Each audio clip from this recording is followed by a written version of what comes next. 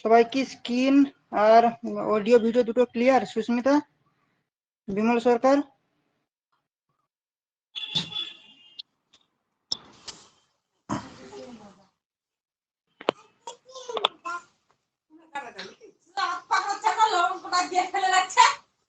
Audio video clear কিনা একবার বলো, তাহলে শুরু করবো। স্যার ক্লিয়ার আছে স্যার, ক্লিয়ার ক্লিয়ার। হ্যাঁ স্যার ক্লিয়ার। এক মিনিট ধরে তো একদম রিকোয়েস্ট পাঠিয়ে একবার এনরোলটা দিয়ে দিই। অডিও ভিডিও ক্লিয়ার, রিপ্লাই করো। হ্যাঁ স্যার ক্লিয়ার। আগে যারা পরে জয়েন করেছিলে 8টা ক্লাস, অ্যাকচুয়ালি 9টা ক্লাস হয়েছে আমাদের, সবগুলো ক্লাস কি তোমরা একবার করে দেখে নিয়েছো? আজকে ইরিগেশন আমাদের 9 নম্বর ক্লাস, 8 নম্বর ক্লাস। আগের ক্লাসগুলো কি তোমরা দেখে নিয়েছো রেকর্ডিং গুলো? নাহলে কিন্তু বোঝা মুশকিল হয়ে যাবে। কেন এবারে আমরা একটু ইরিগেশনের পার্ট ছেড়ে ক্যানেলের দিকে যাব আজকে, এরপরে কিন্তু হাইড্রোলজির দিকে চলে যাব। তো যারা যারা দেখোনি তারা তারা দেখে নিও, ঠিক আছে? আর যার যেখানে অসুবিধা হবে মাইক্রোফোনটা অন করে কিন্তু সঙ্গে সঙ্গে আমাকে বলবে, ওকে? আজকে খুব ভালো ভালো এমসিকিউ গুলো নিয়ে এসেছি, কিছু থিওরিও করাবো, চাপ নেওয়ার দরকার নেই। চলো, অনেকটাই সময় হয়ে গেছে, শুরু করি। হ্যাঁ ঠিক আছে স্যার। ঠিক আছে, চলো। আচ্ছা, শিল্পা একবার কি গ্রুপে মেসেজ করেছে, কেউ একজন হোয়াটসঅ্যাপ গ্রুপটা দেখে বলে দাও তো যে লাইভ ক্লাস চলছে, আমাদের যে ব্যাচের গ্রুপটা রয়েছে, সি ব্যাচ 1।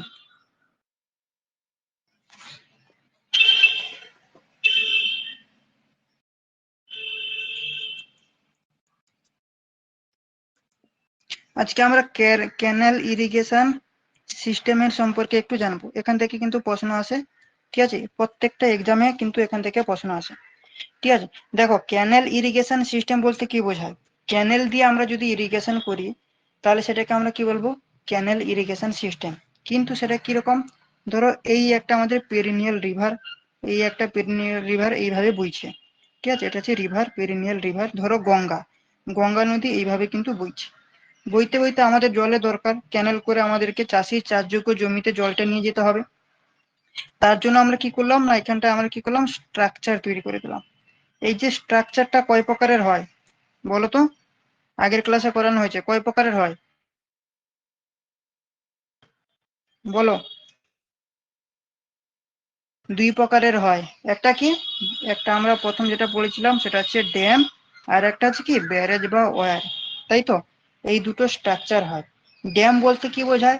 ড্যাম হচ্ছে জলটাকে স্টোর করবে না, মানে এই যে জলটা এখানটা যে আসছে, আলাদা কালি দিয়ে তোমাদেরকে দেখিয়ে দিচ্ছি।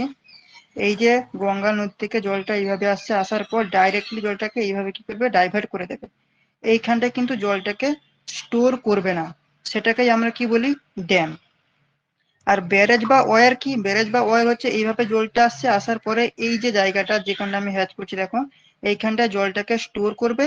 স্টোর করার পর কিন্তু এইভাবে ডাইভার্ট করে ক্যানেল দিয়ে চলে যাবে, ঠিক আছে? তাহলে ব্যারেজ বা ওয়্যার কে আমরা কি বলতে পারি? কি বলতে পারি বলো, অ্যান্সার দাও। স্টোরেজ স্ট্রাকচার বলতে পারি কিনা? ব্যারেজ বা একে আমরা কি বলতে পারি? Storage structure. আর ড্যাম হয়ে যাচ্ছে কি, নন স্টোরেজ স্ট্রাকচার। এইটুকু ক্লিয়ার কিনা বলো? রিপ্লাই করো, নাহলে বুঝতে পারবো না তোমরা মানে ইয়ে থাকছো কিনা। ড্যাম আর ব্যারেজ বা ওয়্যার এই জিনিসটা ক্লিয়ার কি? স্যার আর বলুন তো, ক্লিয়ার হয় না স্যার। এইটা হচ্ছে আমাদের রিভার, ঠিক আছে? ডেফিনেটলি এটাকে আমাদের পেরিনিয়াল রিভার হতে হবে। পেরিনিয়াল রিভার বলতে এখানটায় সারা বছর আমাদের জল থাকে, যেমন গঙ্গা, গঙ্গাতে জল কিন্তু শুকায় না, সেখানে কিন্তু সারা বছর জল থাকে, ঠিক আছে? তো এইরকম একটা রিভার, রিভার এইভাবে বইছে, এইভাবে বইছে, বইতে বইতে আমাদের ক্যানেল করে জলটাকে চাষির চাষযোগ্য জমিতে নিয়ে যেতে হবে। তার জন্য আমরা কি করলাম, এইখানটা আমরা কি করলাম, স্ট্রাকচার দিয়ে দিলাম। যে স্ট্রাকচার দিয়ে দেওয়া মানে কি, এইখানটাকে জলটা বাঁধের মতো হয়ে গেল, মানে এরপরে কিন্তু এখান থেকে আমরা ডাইভার্ট করতে পারবো। এই যে স্ট্রাকচারটা করলাম, এটা 2 প্রকারের বা ওয়্যার। ড্যাম মানে কি? ড্যাম মানে হচ্ছে এই যে জলটা আসছে, জলটাকে নিয়ে আসার পর ডিরেক্টলি এখান থেকে এইভাবে কিন্তু আমরা ডাইভার্ট করে দিচ্ছি, সেটা হচ্ছে ড্যাম। মানে এই যে গোল যে কালারটা দিয়েছি এইখানটা হচ্ছে জল স্টোর করছে, কিন্তু ড্যামের ক্ষেত্রে এখানটা কিন্তু জল স্টোর করছে না, ডাইরেক্টলি জলটাকে কি করছে, ডাইভার্ট করে দিচ্ছে, সেটাকে আমরা ড্যাম বলছি। এর মানে কি, ড্যাম হচ্ছে নন স্টোরেজ স্ট্রাকচার। আর ব্যারেজ বা ওয়ার কি, এই যে জলটা আসছে, জলটা আসার পর এইখানটা জলটা স্টোর হচ্ছে, স্টোর হওয়ার পর জলটাকে এইভাবে ডাইভার্ট করছে, তাহলে ব্যারেজ বা ওয়ার হয়ে যাচ্ছে কি স্টোরেজ স্ট্রাকচার। বোঝা গেছে? সুস্মিতা বুঝতে হ্যাঁ পেরেছো? হ্যাঁ স্যার বুঝতে পেরেছি। ঠিক আছে, চলো তাহলে এইটাই হয়ে যাচ্ছে আমাদের কি ক্যানেল ইরিগেশন সিস্টেম। এই যে ক্যানেল যে ডিজাইনটা করা হয়, ক্যানেল যেটা আমরা ডিজাইন করি, সেটা কিন্তু দু রকমের প্রকারে ডিজাইন করি। একটা হচ্ছে কি অ্যালাইনমেন্ট, এটা হচ্ছে অ্যালাইনমেন্ট করে, আর দ্বিতীয়ত যেটা হচ্ছে সেটা হচ্ছে ডিজাইন। ঠিক আছে, ডিজাইন, সেগুলো সম্পর্কে আমরা ধীরে ধীরে আসবো। ঠিক আছে, দেখো কিরকম হয়। ক্যানেলের কিছু ক্রস সেকশন রয়েছে, তার মাঝখানে কিন্তু ক্যানেল যে ক্রস সেকশন আমরা তিনটে জোনে করি। ঠিক আছে, সর্বপ্রথম একটা জোন, সেই জোনটা হচ্ছে কি না, সেটা হচ্ছে কি ফিলিং জোন, যেটাকে আমরা কি বলি ফিলিং, ফিলিং জোন। সেটা কি ফিলিং জোন বলতে কি বোঝায়, সোজা পাতি বাংলায় যদি আমরা বুঝতে চাই তাহলে মাটির উপরে হবে। মানে কিরকম না, ধরো এইটা রয়েছে আমাদের গ্রাউন্ড লেভেল, মাটি রয়েছে, এর উপরেই স্ট্রাকচারটা হবে। সেটা কিরকম না, দেখো এইরকম ভাবে আসবে, এইরকম যদি হয় এটাকে আমরা কি বলি ফিলিং জোন, মানে মাটির উপরে কিন্তু আমরা ক্যানেলটাকে করছি। ঠিক আছে, তো এটাকে আমরা কি বলছি, ফিলিং জোন। ঠিক আছে, এক্ষেত্রে কি হয় না, ফুল সাপ্লাই লেভেলটা কি হয়, দেখো এর উপরের দিক থেকেই কিন্তু পুরো সাপ্লাইটা হয়ে যাচ্ছে, তাহলে ফুল সাপ্লাই লেভেলকে আমরা এফএসএল লিখবো, ব্যালেন্স লেভেল লিখবো, মানে এখানটায় ব্যালেন্স থাকছে, তার সারফেস লেভেল, মানে এইটাই তো আমাদের হচ্ছে ন্যাচারাল সারফেস লেভেল, যেটাকে আমরা এনএসএল বলি। ঠিক আছে, তাহলে এর ক্ষেত্রে এই কন্ডিশনটা আমাদের হয়, এই কন্ডিশনটা কিন্তু আমাদেরকে মনে রাখতে হবে, এই যে কন্ডিশনটা। ঠিক আছে, কেন এখান থেকে তোমাকে আসবে এই যে ফিলিং জোন বা মাটির উপরে যে ক্যানেলের ক্রস সেকশনটা হচ্ছে, সেখানে তোমার ব্যালেন্স লেভেল না ন্যাচারাল সারফেস লেভেল না ফুল সাপ্লাই লেভেল কোনটা বড় হয়, তাহলে এর ক্ষেত্রে কি হয় না ফুল সাপ্লাই লেভেল বড়, তারপরে বিএল হয়, তারপর হচ্ছে তোমার ন্যাচারাল সারফেস লেভেলটা কি হয় ছোট হয়। ঠিক আছে, এটা হয়ে গেল এক রকমের আমাদের ক্রস সেকশনের সিস্টেম ক্যানেলের। দ্বিতীয়ত যেটা, সেটা হয়ে যাচ্ছে কি না, সেটা হচ্ছে তোমার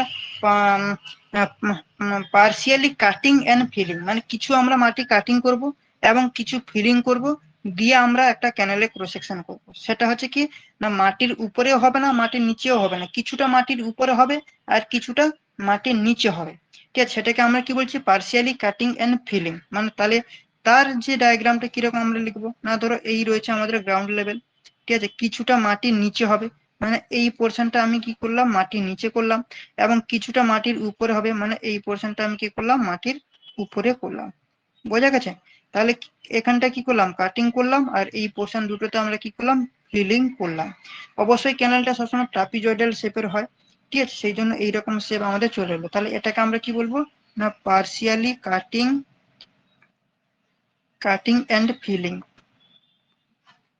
কাটিং এন্ড ফিলিং মানে কিছুটা মাটির নিচে।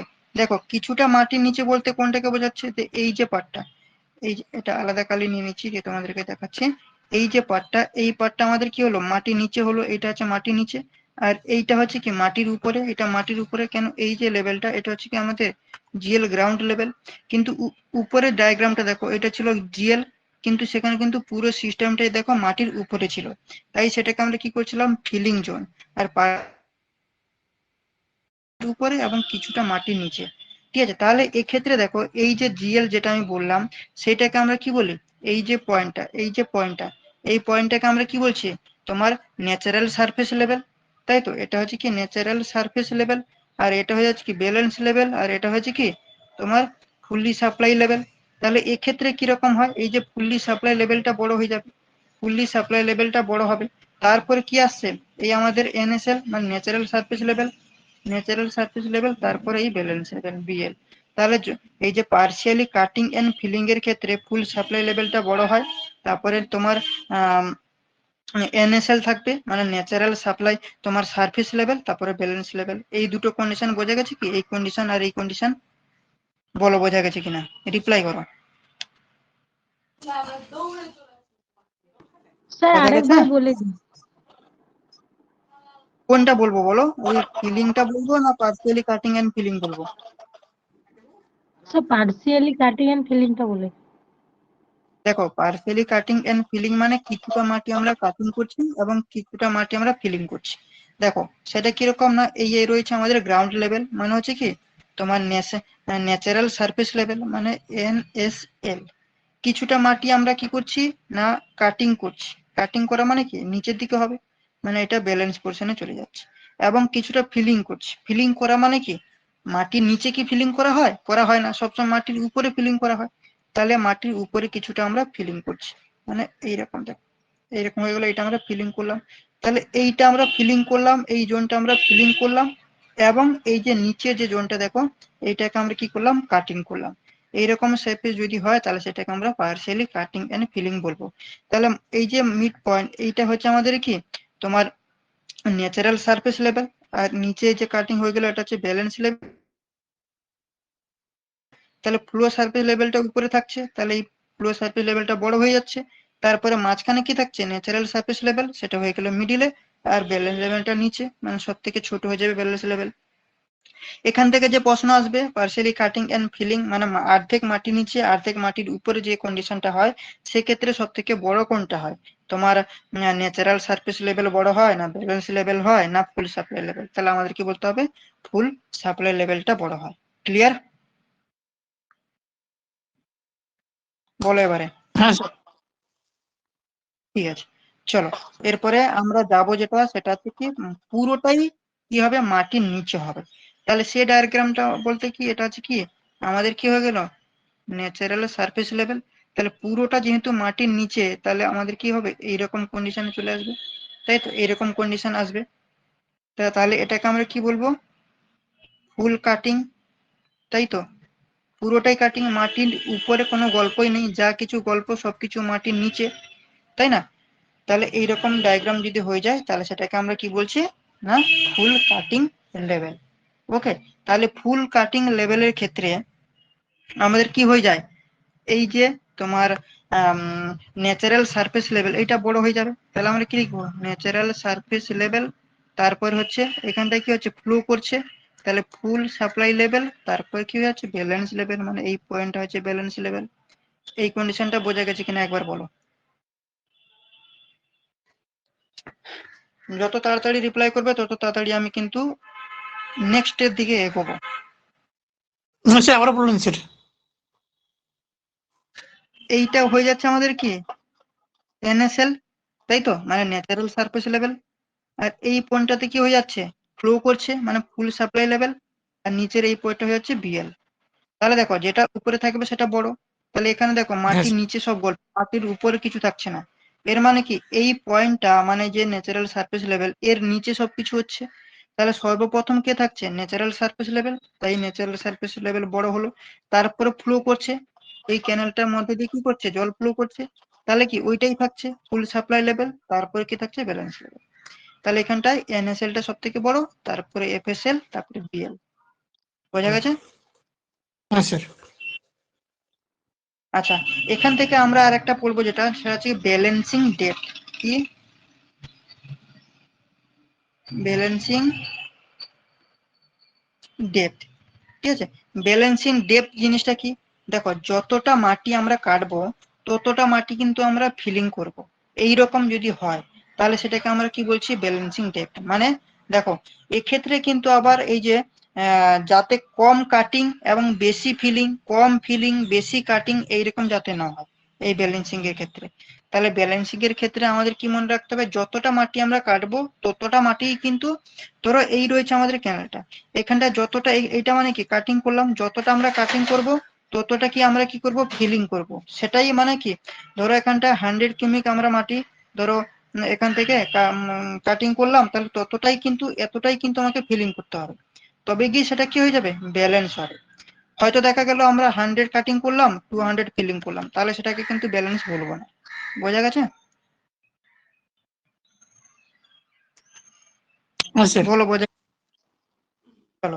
আচ্ছা, হ্যাঁ এরপরে দেখো, হ্যাঁ এরপর দেখো আমরা ট্রাপিজের এই যে ট্রাপিজয়েডাল যে শেপের যে আমরা ক্যানেলটা করি, ঠিক আছে, ট্রাপিজয়েডাল সেকশন ইউজ করা হয়। তার কিন্তু তিনটে কারণ রয়েছে।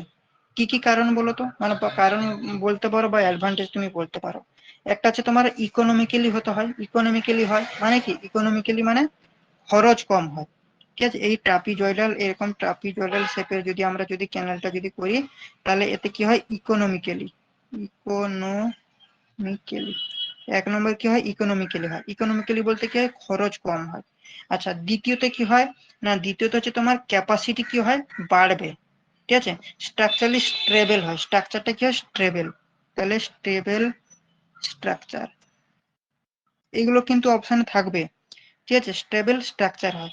আর একটা 3 নম্বর পয়েন্ট যেটা হবে মোস্ট ইম্পর্টেন্ট পয়েন্ট, যেটা হচ্ছে কি না, কোয়ান্টিটি অফ ওয়াটার কি হয়, বেশি যায়। দেখো তুমি যদি এইরকম যদি সেভ করো, তাহলে এইটাতে যতটা পরিমাণ জল যাবে, আমি যদি এইরকম যদি সেভ করি, তাহলে ডেফিনেটলি এটা থেকে এটাতে জল বেশি যাবে না কম যাবে বলো, রিপ্লাই করো। বেশি যাবে। এই যে এইটাতে যতটা জল যাবে, আর এই শেপে যদি করি, তাহলে কোনটাতে বেশি যাবে, 1 নম্বরে বেশি যাবে না 2 নম্বরে বেশি যাবে বলো? 2 নম্বর বেশি যাবে। ডেফিনেটলি 2 নম্বরে যাবে। সেই জন্য আমাদের স্যার 2 নম্বর। ট্রাপিজয়েডাল শেপের করা হয়, কারণ কোয়ান্টিটি অফ ওয়াটারটা কি হয়, বেশি যায় এবং হ্যাঁ, ইকোনমিক্যালি হয়। এতে হয় না, মাটি তুমি যখন কেটে এইরকম যখন সেভ করবে না, তখন কি হয়, এতে খরচ কম হয়। কিন্তু এরকম পুরো 90 ডিগ্রি অ্যাঙ্গেল করে এরকম যদি করবে, তাহলে তোমাকে কিন্তু সেদিকে সাইড থেকে সাপোর্ট টাপোর্ট দিতে হয়। তাতে কি হয় না, খরচাটা অনেক বেশি হয়ে যায়। এবং এটাতে কিন্তু ধস নামার কিন্তু চান্সেস বেশি, কিন্তু এই ট্রাপিজয়েডাল সেটা কিন্তু ধস নামার কিন্তু চান্সেস খুব কম। তাই সেটাকে আমরা তোমার স্ট্রাকচারের যে স্টেবল স্ট্রাকচার বলে আমরা বলি। তো এই তিনটে কারণের জন্য কিন্তু আমরা ট্রাপিজয়েডাল সেকশনটা কিন্তু আমরা ইউজ করা হয়। এবং এখানে ফিলিং জোন সম্পর্কে তোমাকে বলে দিলাম, আর পার্শিয়ালি কাটিং এন্ড ফিলিং এর সম্পর্কেও বলে দিলাম, আর একটা হচ্ছে তোমার শুধু কাটিং জোন, সেটা সম্পর্কেও কিন্তু বলে দিলাম। বোঝা গেছে কিনা একবার আমাকে বলো, বোঝা গেছে? হ্যাঁ স্যার বোঝা গেছে। এবারে দেখো, এটা একটা বই থেকে এই ডায়াগ্রামটা নেওয়া। ঠিক আছে, এই ডায়াগ্রাম নিয়ে কিছু পার্ট, ছবিটা কি ক্লিয়ার কিনা বলো তোমাকে? হ্যাঁ স্যার ক্লিয়ার হ্যাঁ স্যার ছবিটা। ক্লিয়ার। এই যে ডায়াগ্রামটা তুমি দেখতে পাচ্ছ, এখানে কিছু কিছু যে পয়েন্ট গুলো রয়েছে, ওই পয়েন্ট গুলো তোমাদের জানতে হবে। যেমন দেখো, এই যে দেখো, মার্জিন। মার্জিন বলতে কোনটাকে বোঝাচ্ছে না, এই যে পার্ট থেকে এই পার্ট, ঠিক আছে, এই পার্টটাকে কি বলা হচ্ছে, মার্জিন। এবং মার্জিনে এইভাবে যখন আসে, এইরকম দেখো নিচের দিকে এরকম একটা পার্ট গেছে, যেটা লাল কালি দিয়ে হ্যাচ করলাম, সেটাকে আমরা কি বলছি, আউটার বোরোপিট। এবং এখানটা দেখো, ইনসাইড বোরোপিট হচ্ছে তোমার এই নিচের যে যেটাকে আমরা বিএল বলছিলাম, সেটাকে আমরা কি বলতে পারি না, তোমার ইনসাইড বোরোপিট বলতে পারি। এবং দেখো, ক্যানেল বলতে এই যে ফুল সাপ্লাই লেভেল যেটা রয়েছে সেটা, এবং এই যে ডি, বড় হাতে যে ডি, এইটাকে আমরা কি বলবো, ক্যানেল। মানে দেখো পুরো ট্রাপিজয়েডাল শেপের মতন চলে আসছে, সেটাকে আমরা কি বলছি না, ক্যানেল। ঠিক আছে, এবং দেখো এই যে মার্জিন যে দুই সাইড রয়েছে, দুই সাইডে পুরো মার্জিনের পর পুরো যে এরিয়াটা, এই যে লেন্থটা, পুরো লেন্থটাকে আমরা টোটাল লেন্থ উইডথ বলা হয়। ঠিক আছে, এবং ক্যানেল যখন করে সাইডে এরকম ডিজাইন করা হয়, এক একটা পার্টের নাম কিন্তু এক একটা এখানটা দিয়ে দিয়েছে। এবং এই যে ডাবল বলতে কি বোঝায়, ডুয়েল, সেটা হচ্ছে পুরো সর্বপ্রথম উপরে যে হাইয়েস্ট লেভেলটা হবে, সেটাকে বলা হয় ডুয়েল।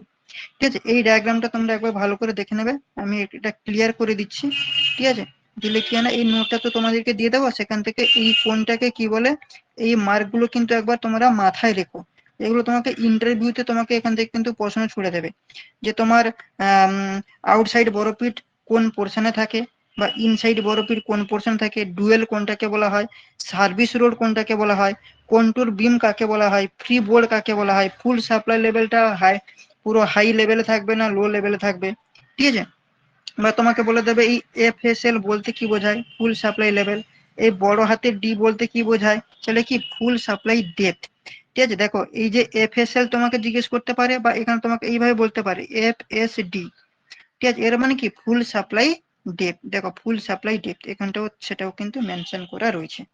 ঠিক আছে, তো এই যে ডায়াগ্রামটা, এখান থেকে একটা ডিজাইনের ম্যাথ ক্যালকুলেশন আসে, তো সেটা আমাদের এক্সাম প্রিভিউতে করার দরকার নেই।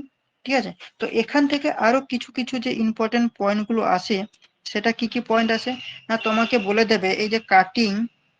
ঠিক আছে, কাটিং, কাটিং এর ক্ষেত্রে, ঠিক আছে, তোমার সাইড স্লোপ কত হয়, কাটিং এর ক্ষেত্রে সাইড স্লোপ কত হয়। ধরো এইরকম, ধরো আমাদের রয়েছে, ঠিক আছে। তো কাটিং এর ক্ষেত্রে আমাদের যে সাইড স্লোপ হয় এইটাকে আমরা কি বলতে পারি, হরাইজন্টাল। এইটাকে আমরা কি বলবো, ভার্টিক্যাল। তাহলে কাটিং এর ক্ষেত্রে সাইড স্লোপটা হরাইজন্টালের ক্ষেত্রে কত হয় এবং ভার্টিক্যালের ক্ষেত্রে কত হয়, এটা কিন্তু আমাদের আসে। তো হরাইজন্টালের ক্ষেত্রে আমরা বলতে পারবো এই ভ্যালুটা হয়ে যাচ্ছে হরাইজন্টাল, আর তোমার ভার্টিক্যাল ক্ষেত্রে কত হয়ে যাবে, 1। এটা কিসের ক্ষেত্রে, কাটিং সাইড স্লোপের ক্ষেত্রে। আর যদি তোমাকে যদি বলে ফিলিং সাইড স্লোপ, তাহলে সেক্ষেত্রে কত হয়ে যায়, হরাইজন্টাল এবং ভার্টিক্যাল, ভার্টিক্যাল কত হবে, হরাইজন্টাল কত হবে, এই ভ্যালু তোমাকে মনে রাখতে হবে।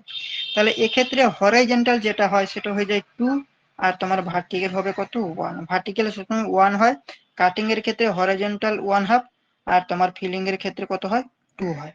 এই ভ্যালুটা কিন্তু আমাদেরকে মোস্ট ইম্পর্টেন্ট, এটা কিন্তু মনে রাখতে হবে। ঠিক আছে, এর মানে কি বোঝালাম, এই ফিলিং এর ক্ষেত্রে কিন্তু দুটো হয়, একটা হচ্ছে 2 হরাইজন্টাল এইভাবে থাকবে, ইস টু 1 ভার্টিক্যাল, বা এটাকে এইভাবেও বলা হয় যে 1/2 হরাইজন্টাল ইস টু 1 ভার্টিক্যাল, এটা হয়।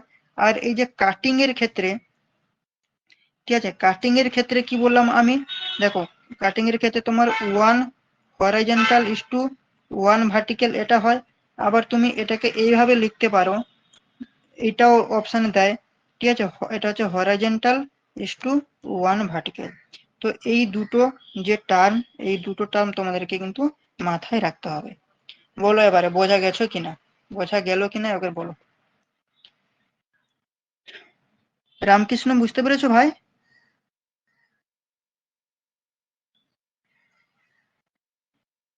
রামকৃষ্ণ বোঝা গেছে?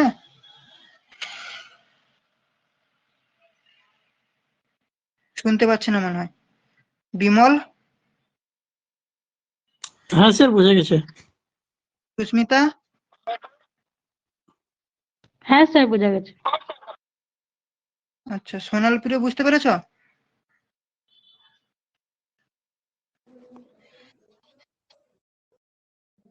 ঠিক আছে, চলো। আচ্ছা এরপরে আমরা কিছু এমসিকিউর দিকে যাব। ঠিক আছে, মানে অনেকগুলো এমসিকিউ এর মধ্যে রয়েছে, এবং কালকের যেটা করিয়েছি ক্লাসটা যে আগের দিনে করা হলো সেটাও কিন্তু এখান থেকে কিছু প্রশ্ন রয়েছে। দেখো এক এক করে তোমরা বলো তো কি হচ্ছে। With the increase in quantity of water supply, yield of most, কি হবে বলো? আগের দিন করিয়েছি, বলো কি হবে।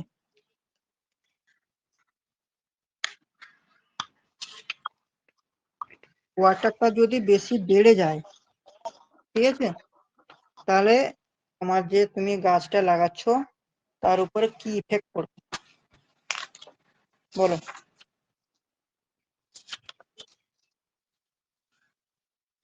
কেউ বলতে পারবে না, এক্সপ্লেন করব? চলো বলে দিই। দেখো আমি ইরিগেশনের ডেফিনেশনের সময় কি বলেছিলাম, এইরকম গ্রাফ একটা অঙ্কন করেছিলাম, এইরকম একটা গ্রাফ অঙ্কন করেছিলাম, তাই তো। এইখানটা আমি কি বলছিলাম, এইটা হয়েছে আমাদের ইয়েল্ড, এবং এদিকে কি বলছিলাম, অপটিমাম ময়েশ্চার কন্টেন্ট, তাই তো। এই অপটিমাম ওয়াটার বা অপটিমাম ময়েশ্চার কন্টেন্ট সেটা কাকে বলে না, অ্যাকচুয়াল কোয়ান্টিটি অফ ওয়াটার একটা গাছকে মানে বেড়ে ওঠার জন্য যতটা জল লাগে তাকেই আমরা কি বলছি, অপটিমাম ওয়াটার, তাই তো। ওই জলটা যদি বেশি হয়ে যায় তাহলে কি হবে, গাছের গোড়া পচে যাবে, আর গাছের গোড়া পচে যাওয়া মানে কি, গাছ থেকে আমরা কোনো ফল পাবো না, গাছটাই মরে যাবে। তাহলে দেখো আমি আবার এটাও তোমাদেরকে বলেছিলাম যে এই যে পয়েন্টটা এটা হচ্ছে ম্যাক্সিমাম পয়েন্ট, মানে এই পয়েন্টে যে এইখানটা যতটা জল লাগবে সেই হচ্ছে অ্যাকচুয়াল জল, এই পরিমাণে এই পয়েন্টে যে জলটা লাগে সেই পরিমাণ জলটা আমরা যদি দিই তাহলে আমরা কি পাবো, ম্যাক্সিমাম ম্যাক্সিমাম ফসল পাবো। ঠিক আছে, যদি তোমরা প্রশ্ন করতে পারো যে দাদা এর থেকে যদি বেশি জল দিই তাহলে কি হবে, এর চেয়ে ধরো এই পোর্শন আমি জল দেবো, তাহলে গ্রাফটা কোন দিকে যাচ্ছে দেখো, এই পোর্শন আসছে, মানে কি যদি যতটুকু জল দরকার তার চেয়ে যদি আমি যদি বেশি জল দিই তাহলে কিন্তু আমরা কম ফসল পাচ্ছি। আবার এর চেয়ে যদি কম যদি জল দিই, ধরো এই পোর্শনে জল দিলাম তবুও কিন্তু দেখো ফসলটা কিন্তু আমি কম পাচ্ছি। তো আলটিমেট আমাদের পুরো অ্যাকচুয়াল যতটা জলের দরকার ততটাই দিতে হবে ম্যাক্সিমাম ফসল পেতে গেলে। ঠিক আছে, তো একটা পোর্শন পর্যন্ত পাচ্ছে ম্যাক্সিমাম, তারপরে কিন্তু সেটা কি হয়েছে, ডিক্রিজ হয়েছে। তাহলে দেখো অপশন গুলো দেখো, কন্টিনিউয়াসলি ইনক্রিজ, কন্টিনিউয়াসলি কিন্তু ইনক্রিজ হচ্ছে না, তাহলে অপশন এ হবে না।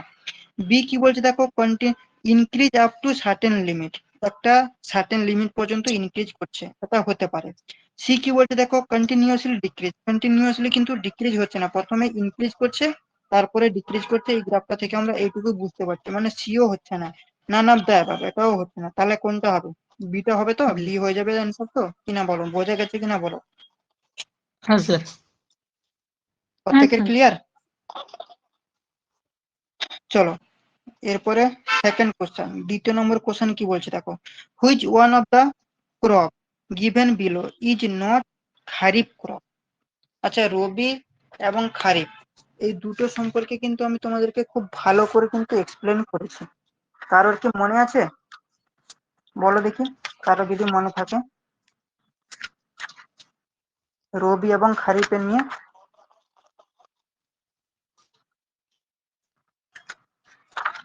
বলো একটু, প্রশ্নটা দেখো যে চিন্তা ভাবনা করে একটু বলো দেখি।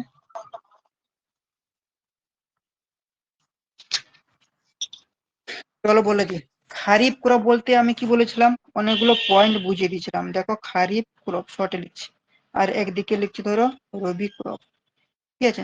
তো খারিফ ক্রপের ক্ষেত্রে আমি কি বলেছিলাম, সোয়িং কত হয়, 1 এপ্রিল, 1 এপ্রিল বলেছিলাম। এবং হারভেস্টিং কত হয়, হারভেস্টিং বলো 30 সেপ্টেম্বর, তাই তো।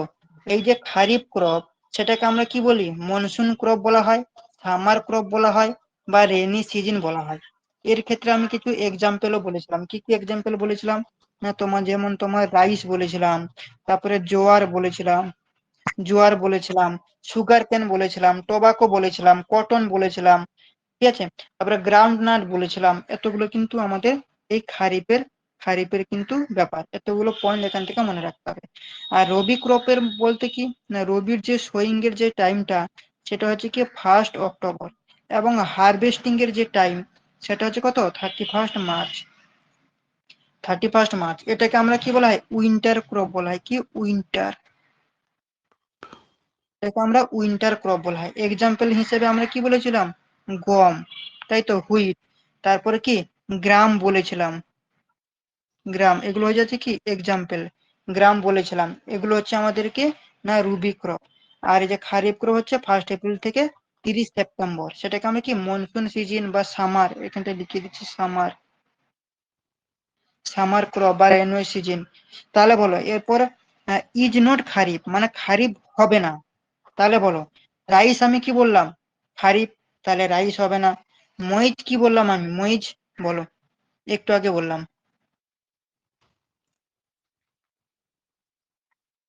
খারিফ ক্রপ, তাই তো, মরিচ খারিফ ক্রপ বললাম, হ্যাঁ তাহলে স্যার, মরিচও খারিফ। হবে না।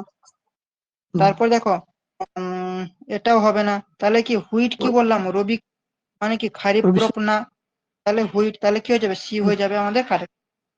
দেখো ভাই, একটা প্রশ্ন দেখো, শুধু খারিফ ক্রপ ছিল, কত সারাউন্ডিং থেকে কতগুলো পড়লাম, সোয়িং এর টাইম জানলাম, হারভেস্টিং জানলাম, কোন সিজনে হয় জানলাম, এবং এক্সাম্পল জানলাম। এইভাবে যদি পড়াশোনা যদি না করা হয়, তাহলে কিন্তু চাকরি পাওয়া প্রচুর মুশকিল। এবং এখান থেকে এটাও জানতে হবে আমাদের, পেরিনিয়াল ক্রপ জিনিসটা কি, পেরিনিয়াল ক্রপের উদাহরণ কি হবে। পেরিনিয়াল ক্রপের উদাহরণ হয়ে যাচ্ছে তোমার, এটা বলেছিলাম পেরিনিয়াল ক্রপের ক্ষেত্রে কি হয়, বেস পিরিয়ডটা সবসময় বেশি হয়, কত, 300 ডেজ থেকে বেশি হয়, ঠিক আছে। যার পেরিনিয়াল ক্রপের উদাহরণ কি বলেছিলাম, সুগার কেন, তাই না। আবার জেট ক্রপ বলেছিলাম, জেট ক্রপের টাইমটা কত, এপ্রিল থেকে জুন, তাই না। এপ্রিল থেকে জুন, আগের ক্লাসগুলো দেখো, নাহলে কিন্তু অন্ধকারের মতন ক্লাসগুলো করবে তোমরা, ঠিক আছে। জেট ক্রপের উদাহরণ হিসেবে যেটা হচ্ছে ভেজিটেবল, ঠিক আছে, ভেজিটেবল জাতীয় যেগুলো হয়, কুকুম্বর, ওয়াটারমেলন মানে তরমুজ, এগুলো হয়ে যাচ্ছে আমাদের কি জেট ক্রপ। আগের ক্লাসগুলো কিন্তু করানো হয়েছে, ওকে। চলো এরপরে তৃতীয় নম্বর বলো কি হবে, the ratio between the area of crop irrigated and the quantity of water required during the enter period of the growth is known as, তাকে কি বলা হবে বলো।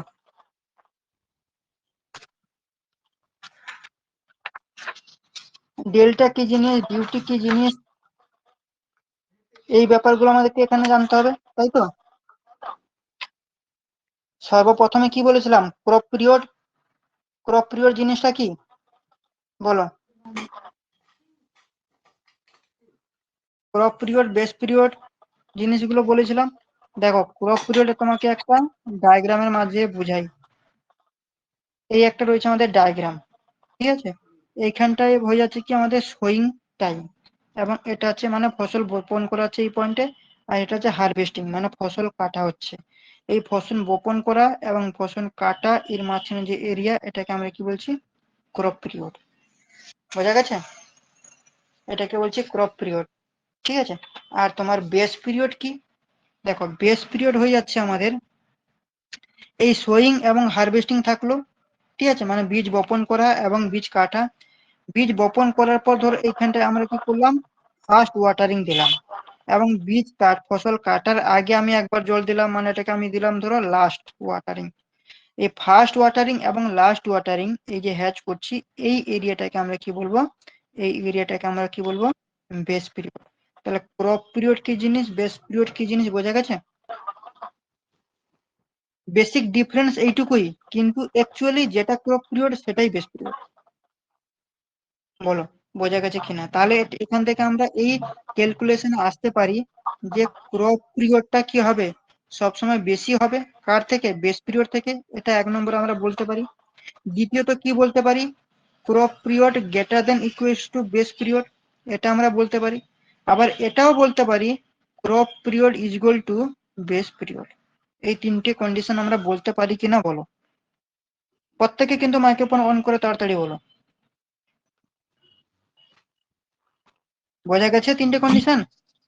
হ্যাঁ স্যার, বলতে পারি। হ্যাঁ, বোঝা হয়েছে। হ্যাঁ স্যার। ঠিক আছে, তাহলে বলো কি হবে। ডেল্টা কাকে বলে বলো, ডেল্টা?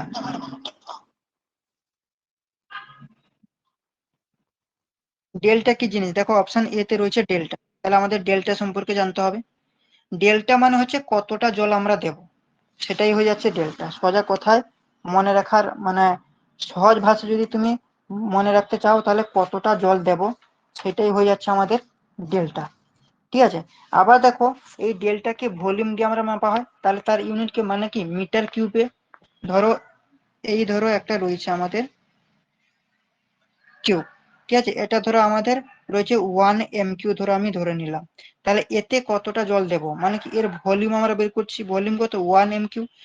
মানে 1 মিটার কিউব বা 1 কিউবিক মিটার জল যদি আমরা দিই পার সেকেন্ডে, তাহলে কতটা পাস করছে 1 সেকেন্ডে, মানে 1 সেকেন্ডে 1 কিউবিক মিটার জল পাস করছে।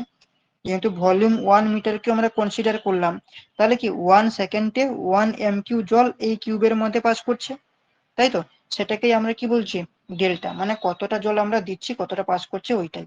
তো এই যে ডেল্টা, সেটাকে আমরা কি বলতে পারি, হাইটও বলতে পারি, ডেপথও বলতে পারি, ঠিক আছে? আবার এটাকে ডেল্টাও বলতে পারি। এটা হচ্ছে কি কয়েক সেন্টিমিটারে কিন্তু এটাকে প্রকাশ করা হয়, এই ডেল্টাকে সেন্টিমিটারে কিন্তু প্রকাশ করা হয়, ডেপথ। হয়ে গেল। এরপরে দেখো ডিউটি। ডিউটি জিনিসটা কি? দেখো, ডিউটি হচ্ছে তোমার 1 কিউবিক মিটার পার সেকেন্ডে যদি আমরা জল দিই, তাহলে যতটা এরিয়া আমরা ইরিগেট করতে পারছি সেটাকেই আমরা বলছি ডিউটি। মানে 1 কিউবিক জল দিয়ে কত হেক্টর জমি চাষ করতে পারবো, সেটাই হয়ে যাচ্ছে ডিউটি, ঠিক আছে? বেস পিরিয়ড কি বলে দিলাম, ক্রপ পিরিয়ড কি বলে দিলাম। তাহলে এখানটায় অপশন কি হবে বলো? এ দেখো, ওয়াটার রিকোয়ার্ড বলে দিয়েছে, মানে ওয়াটার এর দরকার। ডেল্টা মানে কি, কতটা জল আমরা দিচ্ছি। তাহলে নিশ্চয়ই এখানে কি বলেছে, এই যে দেখো আলাদা কালি দিয়ে তোমাকে বুঝিয়ে দিচ্ছি এখানটা, water required, quantity of water required, মানে কতটা জলের দরকার। কিন্তু ডেল্টার ক্ষেত্রে আমরা কি বললাম, কতটা জল আমরা দেব। তাহলে দেব আর দরকারের মধ্যে পার্থক্য রয়েছে কিনা, ডেফিনেটলি পার্থক্য রয়েছে। আমরা দিচ্ছি আর কতটা দেব, তাই তো? কতটা জল দেব এবং কতটা জলের দরকার, ঠিক আছে? তাহলে এই ডেল্টা বলতে কি আমরা জানলাম কতটা জল দেব, কিন্তু তাহলে এটা তো হবে না, কেন এখানে আমাদের কি হচ্ছে, কোয়ান্টিটি অফ ওয়াটার রিকোয়ার্ড, দরকার, কতটা জলের দরকার। ডিউটি বলতে কি বুঝলাম, মানে আমরা বুঝলাম 1 কিউবিক জল দিয়ে কত হেক্টর জমি চাষ করতে পারছি। তাহলে এখানে কি হয়ে যাবে, ডিউটি হবে তো, না কি হবে বলো? হ্যাঁ স্যার, বেস ডিউটিটা পিরিয়ড হবে। তো হবে না, ক্রপ তো ডিউটি হবে না, না, তাহলে বি। দুটি ব্যাপারটা হবে। ক্লিয়ার হয়েছে কিনা বলো, একদম কনফিউজ রেখো না। বোঝা গেছে কি প্রশ্নটা থেকে কি বোঝাতে, অ্যান্সার গুলো কি দিয়েছে এবং প্রশ্নতে কি বোঝাতে চেয়েছে। ডেল্টা বলতে কতটা জল আমরা দিচ্ছি, এখানে সেটা তো জিজ্ঞেস করেনি।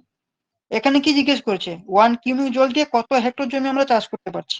মানে ডেফিনেশনটা কি বললাম, 1 কিউবিক মিটার/সেকেন্ডে যদি আমরা জল দিই, তাহলে যতটা এরিয়া ইরিগেট করতে পারবো, তাহলে রিকোয়ার্ড হচ্ছে এখানটায় আমাদের, তাই তো।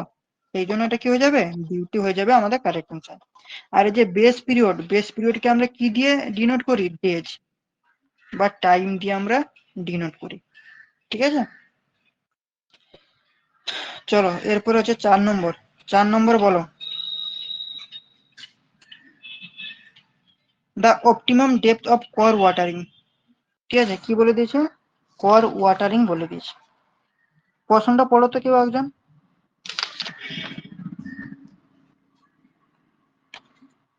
কোর ওয়াটারিং জিনিসটা কি বলো। কোর ওয়াটারিং এলো, তাহলে কোর ওয়াটারিং জিনিসটা আমাদের বুঝতে হবে। এই কোর ওয়াটারিং হচ্ছে ফসল বপন করার পর প্রথম জল দেওয়াটাকে বলা হচ্ছে কোর ওয়াটারিং। মানে this is first watering after sewing of crop. আবার যখন ক্রপটা কয়েক সেন্টিমিটার হাইট হয়ে যাবে, আবার maximum water requirement at the time during base period, সেটাকে আমরা কি বলবো, কোর ওয়াটারিং। ঠিক আছে, তাহলে দেখো ক্রপ ইজ 15.12 সেন্টিমিটার বলে দিয়েছে। আর outlet factor for the crop of 4 week. আচ্ছা 4 উইক মানে কত, 28। তো 28 কি হয়ে যাবে, ডেজ। তাহলে ডেজ কাকে আমরা রিপ্রেজেন্ট করি বললাম, বেস পিরিয়ডকে। তাহলে বি হয়ে গেল কত, 28 ডেজ। তাই তো, তাই কিনা বলো। তাহলে এখান থেকে আমাদেরকে হেক্টর পার কিউমিকে বের করতে হবে। তাহলে ডেল্টার ফর্মুলা আমরা কি জানি, মিটার ইউনিটে কিউমিক মানে মিটারে বের করতে বলেছে। তাহলে ফর্মুলাটা কি বলো, ডিউটি ডেল্টা বেস পিরিয়ডের ফর্মুলাটা কি, কেউ বলতে পারবে। মিটার ইউনিটে, সেন্টিমিটারে না, এখানে মিটারে জিজ্ঞেস করেছে। তাহলে ডেল্টা ইকুয়াল টু কি, 8.64। কেউ ক্লাসগুলো পুরোনো ক্লাস সব ভুলে গেছো তোমরা, বি/ডি, তাই তো। তাহলে এখানে যদি আমরা এই বেসের জায়গায় 28 বসিয়ে দেবো, 15.12 এখানটা বসিয়ে দেবো, তাহলে এটা পেয়ে যাবো। এটাকে যদি ক্যালকুলেশন করি তাহলে কত আসবে, 1600 আসবে। তাহলে দেখো 1200, 1400, 1800 না, তাহলে সি হয়ে যাবে কারেক্ট অ্যান্সার। বোঝা গেছে কি ফর্মুলাটা, রিপ্লাই করো। অনেকগুলো ম্যাথ গুলো অনেকগুলো করিয়েছি, ক্লাসগুলো তোমরা দেখো। সুস্মিতা, তুমি কি আগের 7টা ক্লাস দেখেছো রেকর্ডিং, বলো তো আমাকে একবার, দেখা হয়েছে না হয়নি বলো। না স্যার, দেখা হয়নি। ওগুলো দেখো, কেন অনেক রকমের ম্যাথ করিয়েছি, এই ম্যাথ গুলো যদি না পারো তাহলে সমস্যা। হুম। অভিজিৎ রয়টা কে গো, অভিজিৎ রয়।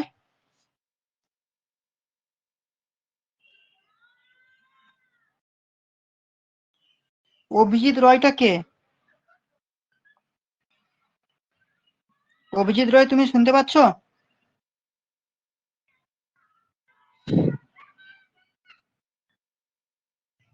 অনলাইন ক্লাস করছো, গ্রুপে বদনাম করছো ভাই, তোমাকে রিমুভ করে দেবো আমি।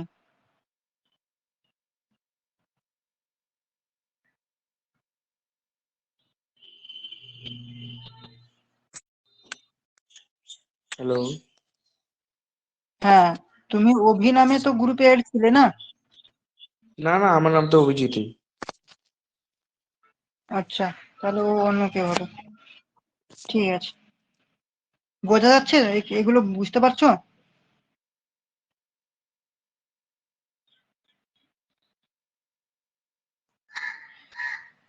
চলো নেক্সট প্রশ্ন, 5 নম্বর প্রশ্ন। 5 নম্বর প্রশ্ন বলো দেখি কি হবে। For a standing crop the consumptive use কি জিনিস বলো দেখি, water is equal to the depth of water. Consumptive use মানে কি বোঝায়, আগের দিন করিয়েছি, বলো আগের দিন ক্লাস যারা যারা করেছে তাদের কিন্তু বলা উচিত এটা। কনজাম্পটিং ইউজ বলতে একটা গাছ কতটা জল নেবে বা নিতে পারছে, তাই তো? সেটাকে আমরা কি বলছিলাম, ইভাপোট্রান্সপিরেশনও কিন্তু আমরা বলছিলাম, তাই না? হ্যাঁ তাই কিনা বলো, ঠিক হ্যাঁ বলছি স্যার তো? হ্যাঁ ইভাপোট্রান্সপিরেশন বলতে কি কি বোঝায় বলো আমাকে?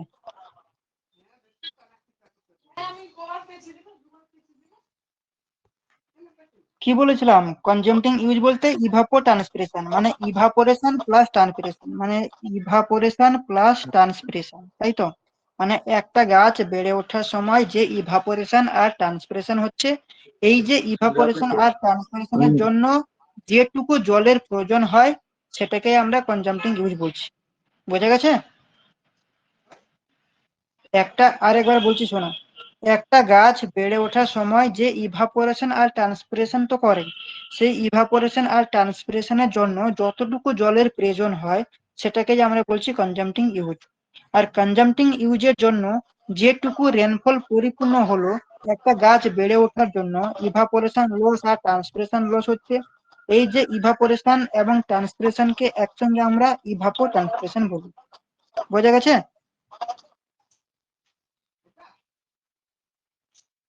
ঠিক কিনা বলো?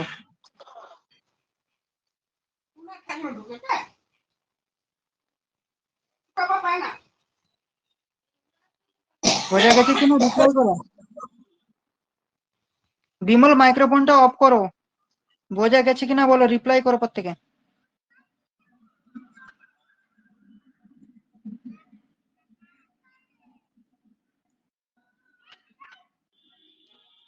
অভিজিৎ বুঝতে পেরেছে, তাহলে বলো কোনটা হবে, অ্যান্সার কোনটা হবে, এ বি সি ডির মধ্যে কোনটা হবে বলো।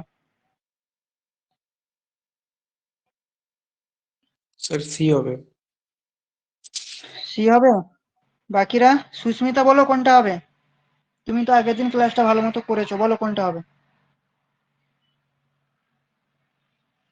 কি বলেছে দেখো, equal to depth of water.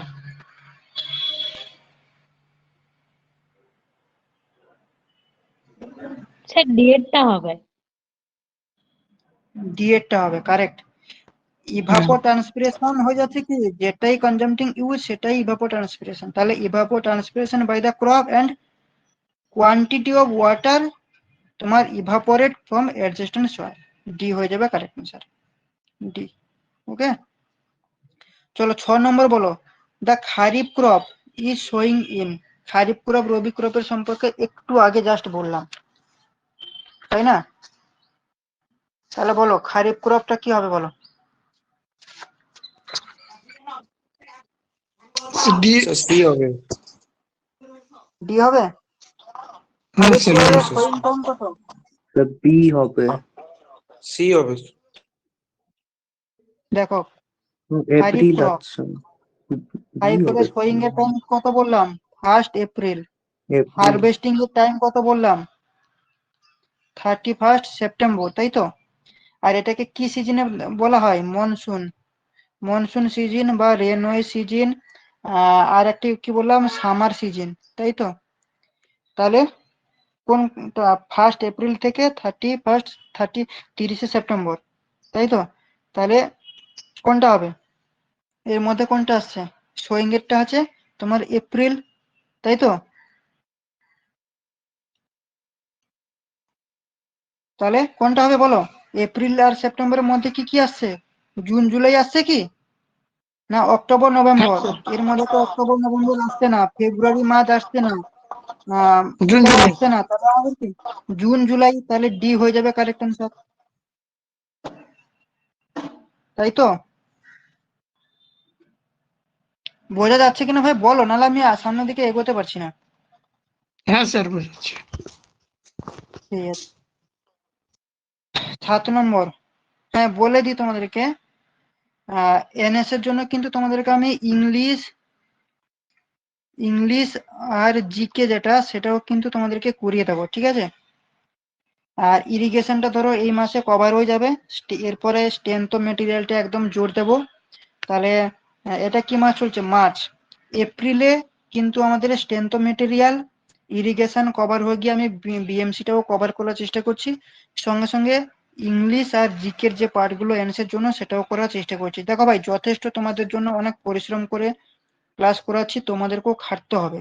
কারণ তোমরা যে 17-18 জন আমার কাছে পড়ছো, তার মধ্যে যদি তোমরা কেউ যদি রিটিন ক্লিয়ার যদি করতে না পারো, তাহলে কিন্তু আমার লজ্জায় সীমা থাকবে না। আমি কত ব্যস্ততার মধ্যে থেকে তোমাদেরকে ক্লাস অ্যারেঞ্জ করছি, তোমরা চিন্তা করতে পারবে না। ঠিক আছে, তোমরা প্রত্যেকে জানো বৌদির 2টো অপারেশন, সেদিকে আমার একটা চাপ, নতুন সাইট আমার ওপেন হচ্ছে সেখানে চাপ। ঠিক আছে, মানে খাওয়ার মতো সময় নেই। তার মাঝখানে ক্লাস রেডি করে তোমাদেরকে লাইভ করাচ্ছি, কিন্তু তোমরা কিন্তু প্রত্যেকেই কিন্তু ক্লাসগুলো অ্যাটেন্ড করো। আর তারপরে ইংলিশ এবং জিকেটাও আমি তৈরি করছি নোট, সেগুলো কিন্তু তোমাদেরকে করাবো। ঠিক আছে, এনএস এর জন্য ফুল কিন্তু তৈরি করে দেবো, কিন্তু তোমাদেরকে ক্লাসগুলো, রেকর্ডিং ক্লাসগুলো ভাই তোমাদেরকে দেখতে হবে। ঠিক আছে, নাহলে সব করানো সব জানা জিনিস পরীক্ষা হলে গিয়ে দেখবে কিছু করতে পারো না, তাহলে তো ফিস দিয়ে পড়ার কোনো মানে হয় না, তাই না? প্রত্যেকে কিন্তু নেক্সট ক্লাসে আসার আগে পুরোনো ক্লাসগুলো দেখে নিও একবার করে।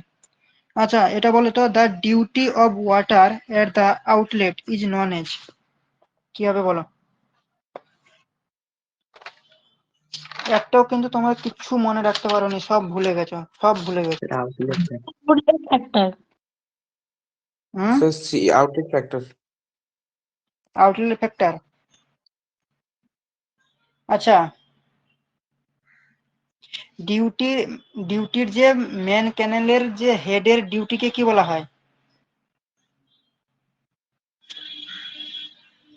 মেন ক্যানেলের হেডের ডিউটিকে কি বলা হয়? গ্রস কোয়ান্টিটি, তাই তো? Gross quantity. ব্রাঞ্চ ক্যানেলের হেডের ডিউটিকে কি বলা হয়? Lateral quantity, lateral quantity. Water কোর্সের হেডের ডিউটিকে কি বলা হয়? আউটলেট ফ্যাক্টর, তাই তো?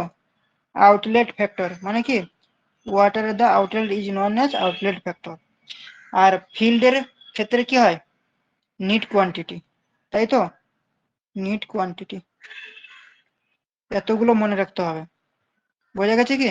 তাহলে মেন ক্যানেলের হেডের ডিউটিকে কি বলা হচ্ছে? Gross quantity. এটা হচ্ছে কি ব্রাঞ্চ ক্যানেলের হেডের ডিউটিকে কি বলা হয়? Lateral quantity. তারপর হচ্ছে তোমার ওয়াটার কোর্সের ক্ষেত্রে কি বললাম? Outlet factor. আর ফিল্ডের ক্ষেত্রে নিট কোয়ান্টিটি। এই চারটে কিন্তু মনে রাখতে হবে, বোঝা গেছে? চারটে ফ্যাক্টর। আবার তোমাকে এটাও বলতে পারে, এই যে আউটলেট ফ্যাক্টর, দেখো, it is define as a duty. Outlet ফ্যাক্টরটা কাকে ডিফাইন করছে? ডিউটিকে, অফ দা ডিউটির, আউটলেটের ডিউটিটাকে কিন্তু ডিফাইন করা হয়। টাইম ফ্যাক্টর কি ডেফিনেশন দিয়ে দিয়েছি, তোমরা দেখে নেবে। ঠিক আছে, আর ক্যাপাসিটি ফ্যাক্টর, এগুলো কালকে আগের দিন ক্লাসে করিয়েছি, এখানটায় তোমাকে নোটেও দিয়ে দিলাম। ঠিক আছে, এগুলো তোমাকে দিয়ে দেবো, নোট আপলোড হয়ে যাবে অটোমেটিক্যালি, সেখান থেকে তোমরা দেখে নেবে। ক্লাসগুলো দেখো, বুঝলে? চলো এরপরে 8 নম্বর বলো তো, the depth of rice root zone is, বলো কি হবে? বেস, ডেল্টা, ডিউটি, এগুলোর কিন্তু প্রত্যেকগুলোর কিন্তু পার্ট পার্ট করে তোমাদেরকে আমি কিন্তু লিখিয়ে দিয়েছিলাম। ঠিক আছে, তো বলো এবারে কি হবে? ডেপথ জিজ্ঞেস করেছে, রাইসের ডেপথ, রুট জোনের ডেপথটা কত হবে রাইসের ক্ষেত্রে, বলো।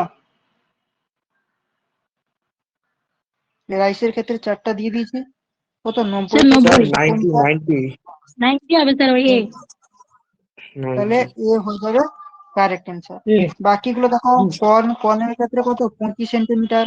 ঠিক আছে, গমের ক্ষেত্রে কত হয়? 30 থেকে 40 সেন্টিমিটার। তারপর হচ্ছে পটেটোর ক্ষেত্রে 60 থেকে 90 সেন্টিমিটার। ঠিক আছে, আর এটা হচ্ছে কত? 45 সেন্টিমিটার। ঠিক আছে, আচ্ছা দেখো, বেস, ডেল্টা এবং ডিউটি, তোমাকে ধরো এখানটা দিয়ে দিল ক্রপ দিয়ে দিল। ঠিক আছে, দিয়ে তোমাকে এখানে জিজ্ঞেস করলো বেস পিরিয়ড, কি বেস পিরিয়ড জিজ্ঞেস করলো। ধরো বললো তোমাদের রাইস বললো, তো রাইসের ক্ষেত্রে বেস পিরিয়ড কত হবে? 120। হুইটের ক্ষেত্রে, কত হবে? 120। মইজের ক্ষেত্রে কত হবে? 100। কটনের ক্ষেত্রে কত হবে? কটনের ক্ষেত্রে বলো 200। সব কিন্তু লিখিয়ে লিখিয়ে করেছি আগের দিন। সুগার ক্যান, সুগারের ক্যানের ক্ষেত্রে ডিউটি কত হয়? 320। আবার ডেল্টার দিকে যদি আমরা আসি, ডেল্টা, তাহলে ডেল্টার ক্ষেত্রে রাইসের ডেল্টার কত সেন্টিমিটার হয়? খারিফ ক্রপের ক্ষেত্রে ধরো দিল খারিফ ক্রপ, এদিকে তোমাকে ডেল্টা বের করতে হবে। তাহলে রাইসের ক্ষেত্রে ডেল্টা কত সেন্টিমিটার হয়? 125 সেন্টিমিটার। মরিচ কত হয়? 45 সেন্টিমিটার, তাই না? গ্রাম কত হয়? 30 সেন্টিমিটার। এগুলো জানতে হবে। আবার একদিকে ধরো তোমাকে দিয়ে দিল ডিউটি, আর একদিকে তোমাকে বলবে ডিউটি ইন হেক্টর পার কিউমিকে তোমাকে বের করতে বলবে। বলে দেবে রাইসের ক্ষেত্রে কত হয়? 900 হেক্টর পার কিউমিক। হুইটের ক্ষেত্রে মানে গমের ক্ষেত্রে কত হয়? 1800 হেক্টর পার কিউমিক। কটনের ক্ষেত্রে কত হয়? 1400 হেক্টর পার কিউমিক। আর সুগার কেনের ক্ষেত্রে কত হয়? 800 হেক্টর পার কিউমিক। এতগুলো ডেটা কিন্তু তোমাকে জানতে হবে চাকরি পেতে গেলে। তাহলে এখানটা কি হবে? অপশন এ হয়ে যাবে। সবগুলো হালকা করে একটু একটু করে বলে দিলাম, ঠিক আছে? এগুলো নোটগুলো আগের দিনে নোট আপলোড করা রয়েছে, সেখান থেকে দেখে তোমরা প্রিপেয়ার করো। আচ্ছা, প্রত্যেকেই আজকে বলে দিচ্ছি, প্রত্যেকে ক্লাস দেখবে। ফার্স্ট ক্লাস নোটে লিখবে ক্লাস 1 ইরিগেশন ক্লাস দেখবে, যেভাবে নোট বানিয়ে করেছি পুরো নোট করে আমাকে কিন্তু গ্রুপে পাঠাও। প্রত্যেকে কিন্তু সিরিয়াস হয়ে গ্রুপে কিন্তু পাঠাও। 9 নম্বর বলো, 9 নম্বর, the following factor after the duty of water. বলো কি হবে? Method of calculate, system irrigation, type of crop, all of the above, সবগুলোই হয়ে যাবে অল অফ দ্য অ্যাবাভ। ঠিক আছে? এখানে কি কি ফ্যাক্টর রয়েছে? ফ্যাক্টর এফেক্টিং ডিউটির কিছু ফ্যাক্টর রয়েছে, এই ফ্যাক্টর গুলো কিন্তু তোমাদেরকে জানতে হবে। ঠিক আছে? এই ফ্যাক্টর গুলো কিন্তু তোমাদেরকে জানতে হবে। এই এতগুলো কিন্তু ফ্যাক্টর রয়েছে। এক একটা ফ্যাক্টর পড়ো তো সুস্মিতা, পড়ো। এক একটা ফ্যাক্টর কি কি ফ্যাক্টর রয়েছে পড়ো।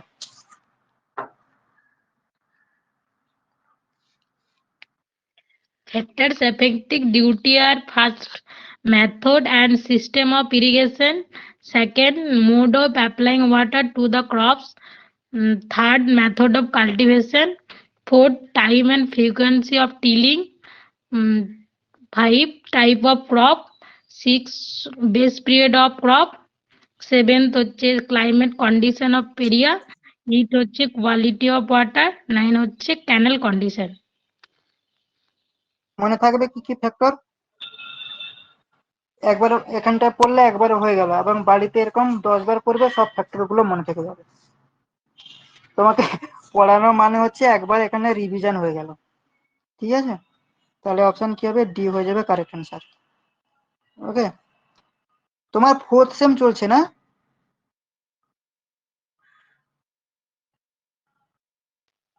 না স্যার, আমার 8th সেম চলছে, এই জুনে আমার শেষ হয়ে যাবে।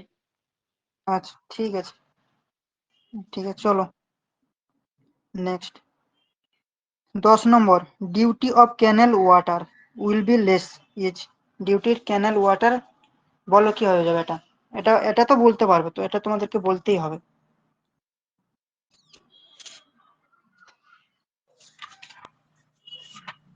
বলো। ওয়াটার কোর্সের ক্ষেত্রে কি বলেছিলাম? ওয়াটার কোর্সের ক্ষেত্রে ডিসচার্জ কি হয়? কম হয়। আর ডিসচার্জ কম হওয়া মানে কি হবে? ডিউটি বেশি হবে, তাই তো? তাহলে ডিউটি যদি বাড়ে তাহলে কি হয়ে যাচ্ছে? Duty is equal to hectare per cumec. Duty বাড়া মানে কিউমিক কি হবে? কম হবে, তাই তো? তাহলে ওয়াটার কোর্সের ক্ষেত্রে ডিসচার্জ যদি কম হয়, ডিসচার্জ যদি কম হয়, তাহলে তোমার ডিউটি কি হয়ে যাবে? ডিউটি বাড়বে, তাই তো? ডিউটি বাড়বে, আর ডিউটি বাড়া মানে আমাদের কিউমিক কি হয়ে যাবে?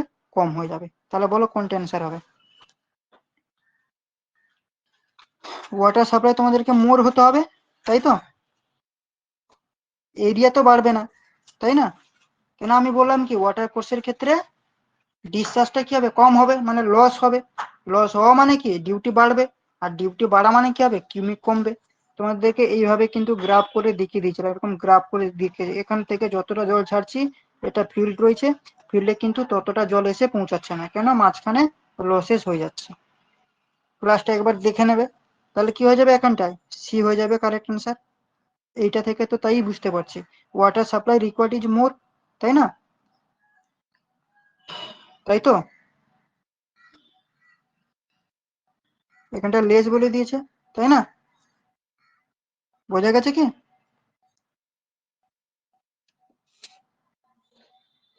বোঝা গেল কিনা বলো? বিমল সরকার বুঝতে পেরেছো? হ্যাঁ স্যার। সোনাল প্রিয়,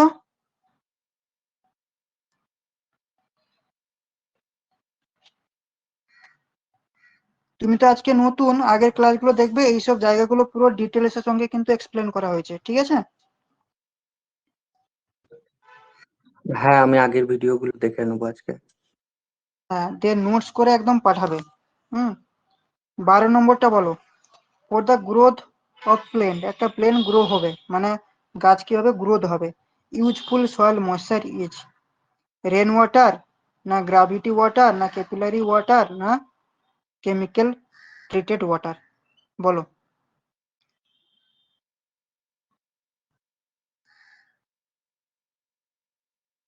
বলতে পারবে না পারবে না? ক্যাপিলারি ওয়াটার ক্যাপিলারি, হ্যাঁ, কেন ক্যাপিলারি ওয়াটার মানে কি? মানে স্যার, কোনো একটা ট্রি যতটা পরিমাণ ওয়াটারকে ক্যাপিলারি অ্যাকশনে উপরের দিকে নিয়ে যাচ্ছে। দেখো সহজ ভাষায় বুঝিয়ে দিচ্ছি, দেখো এটা হচ্ছে কি পার্মানেন্ট উইল্টিং পয়েন্ট, তাই তো? আর এইটাতে জল অ্যাভেলেবেল থাকছিল, কিন্তু এই পার্মানেন্ট উইল্টিং পর্যন্ত আসতে পারছিল না। 70 থেকে 80% জল কি হয় এখানটায় থাকে। তাহলে এইটাকে আমরা ক্যাপিলারি ওয়াটার বলছিলাম, এবং নিচে গাছ এখান থেকে জল নিচে থেকে জল টানতে পারছে না, সেটাকে হাইড্রোস্কোপিক ওয়াটার বলছিলাম। তাহলে ক্যাপিলারি ওয়াটারে যেহেতু জল অ্যাভেলেবেল থাকছে, সেখান থেকে গাছ কি করছে, পান করে গ্রোথ হচ্ছে, তাহলে ক্যাপিলারি ওয়াটার। ঠিক আছে, তারপরে বলো 13 number. Useful soil moisture for plane of growth. Useful soil moisture মানে কি ক্যাপিলারি ওয়াটার। সেই একই প্রশ্নটাকে ঘুরিয়ে 12-13 কিন্তু একটাই প্রশ্ন, এটা কিন্তু ঘুরিয়ে ফিরিয়ে দুবার পরীক্ষায় এসছে এই প্রশ্নটা, প্রিভিয়াস ইয়ারের প্রশ্ন। তাহলে এক্ষেত্রে কি হয়ে যাবে বলো, rain water, gravity water, capillary water, chemically treated water, কোনটা হবে?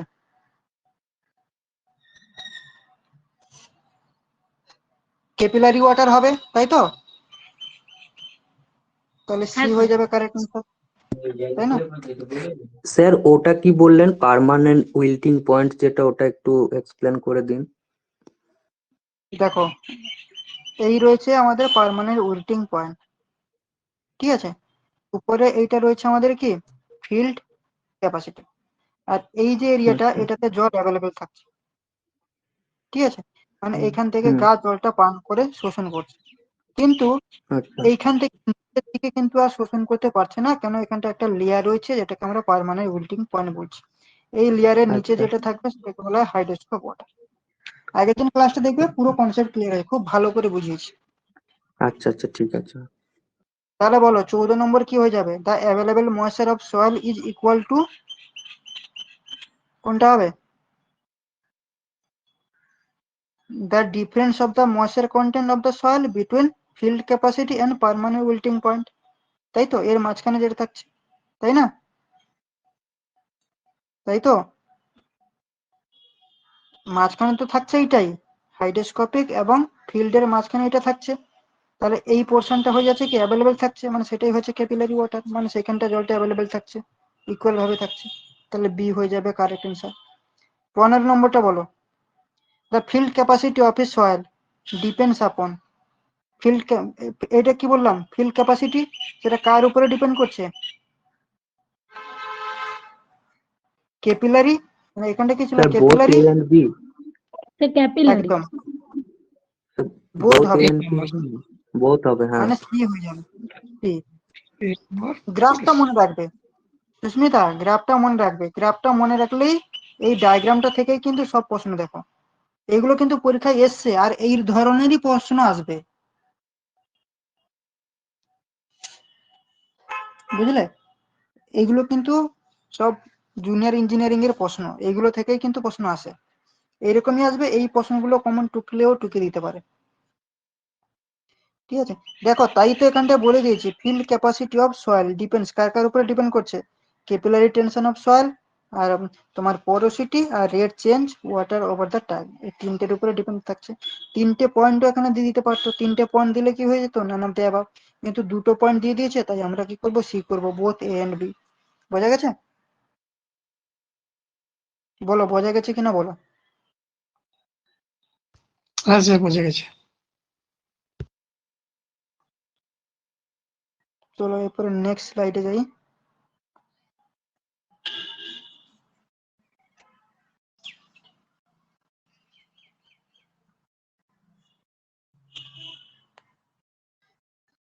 ষোলো নম্বর। দেখো 16 নম্বর কি বলছে, দেখো 16 নম্বর কি বলছে, for standing crop in undulating sandy field the suitable method of irrigation is. তাকে আমরা কি বলবো?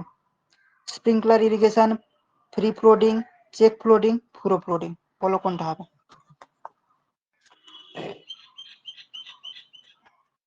সবগুলো সম্পর্কে টেকনিক অফ ইরিগেশনের পুরো মেথড কিন্তু করিয়েছি। দেখো এক একটা করে বুঝিয়ে দিচ্ছি। ফ্রি ফ্লোডিং কাকে বলে? ফ্রি ফ্লোডিং মানে ধরো এই রয়েছে আমাদের মেন ডিচ, ঠিক আছে, এখান থেকে আমরা এইভাবে সাব ডিচ নিলাম, দিয়ে এখান থেকে আউটলেট থেকে জল ছেড়ে দিলাম, এখানটা কি হলো, জলটা কন্টিনিউ বইতে থাকলো। ঠিক আছে, ফ্রি বলতে মানে মুক্ত অবস্থায় থাকবে, যেই আউটলেট থেকে জলটা ছেড়ে দিলাম, জলটা মুক্ত অবস্থায় থাকবে, মানে বাধা দেওয়ার মতো কেউ থাকবে না, সেটাকে ফ্রি ফ্লোডিং বলবো। সেটা হচ্ছে কি রোলিং গ্রাউন্ড বা মাইল স্টিপ বা উইল্ড বা অর্ডিনারি ফ্লোডিং ও কিন্তু বলা হয়। রোলিং গ্রাউন্ড বা মাইল স্টিপের ক্ষেত্রে কিন্তু আমাদের ফ্রি ফ্লোডিং হয়। আর স্প্রিংকলার বলতে কি বোঝায়? স্প্রিংকলার কে বলতে পারবে? স্প্রিংকলার ইরিগেশন, স্প্রিংকলার বলতে কি ফোয়ারার মতন হবে, এরকম হ্যাঁ, থাকে, যেটা এরকম ফোয়ারার মতন হবে, যেটা চা বাগানের ক্ষেত্রে হয়। সেক্ষেত্রে কি হবে, স্টিপ সুলভ হতে হবে, বা হিলি এরিয়াতে কিন্তু এটা সুইটেবল হয়, এবং এতে কি হয়, ইরোশন কম হয়। ঠিক আছে, তারপর দেখো তাহলে স্প্রিংকলার হয়ে গেল, আচ্ছা এরপর হচ্ছে কি চেক মেথড। চেক হচ্ছে কি, চেক হচ্ছে যে ইরিগেশন গুলো সাধারণত আমরা দেখি, মানে এই রয়েছে মেন্টিজ, এই রয়েছে আমাদের ফিল্ড, মানে জমি রয়েছে, এর মধ্যে অনেকের জমি রয়েছে এইভাবে। ঠিক আছে, ধরো আমার জমি এইটুকু, ঠিক আছে, আমি কি করলাম, এইটুকু জমিতে কি করলাম, পার্টিকুলার এই যে হ্যাচ করলাম, সেই এরিয়াতে আমি জলটাকে আবদ্ধ করে রাখতে পারবো, সেটাকে কি বলবো, চেক ফ্লোডিং বা চেক মেথড। ঠিক আছে, এটা হচ্ছে তোমার পারমিয়েবল সয়েল যেখানে বেশি, সেক্ষেত্রে কিন্তু এই চেক ফ্লোডিংটা আমরা করতে পারবো। আর পুরো বলতে কি, ডাইরেক্টলি কি হবে, ক্রপের টাচে জলটা যাবে না। ঠিক আছে, মানে সেটা কিরকম, এইরকম সেকশন করে দেখেছিলাম, এতে কি হয়, 20 থেকে 50 জল ফিল আপ থাকবে, এইখানটা আমাদের এইভাবে গাছ থাকবে, মানে গাছের গোড়ায় ডাইরেক্টলি জলটা যাবে না, সেটাকে কি বলে, পুরো ফ্লোডিং। তাহলে এক্ষেত্রে কি হয়ে যাবে অ্যান্সার, স্প্রিংকলার হয়ে যাবে, তাই তো।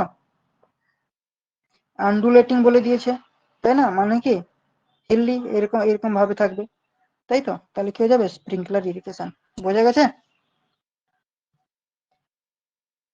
বোঝা গেছে কিনা বলো?